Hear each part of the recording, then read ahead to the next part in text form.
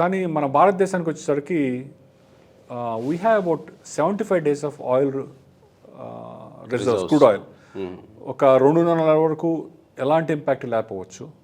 ఇదే కంటిన్యూ అయితే oil supply కనుక కంట్రోల్ అయితే కొంచెం ఇంపాక్ట్ ఉండొచ్చు. అంటే మనం అత్యధికంగా ఇరాన్ నుంచి మనం ఎలాంటి ఆయిల్ ఇంపోర్ట్ చేసుకోవట్లేదు.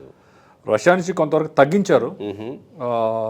యుఎస్ ట్రేడ్ జరిగిన తర్వాత మనకి వెనిజులా నుంచి ఆయిల్ వస్తుంది. ఇప్పుడు వేరు దేశాలు, ఇప్పుడు మనకు ఇప్పుడు we are not dependent on one country, we are depending on multiple countries. Okay, ఇప్పుడు సౌదీ అరేబియా నుంచి కూడా ఆయిల్ ఇంపోర్ట్ చేసుకుంటున్నాం. సో మనం ఇరాన్ నుంచి ఇంపోర్ట్ చేసుకోవట్లేదు.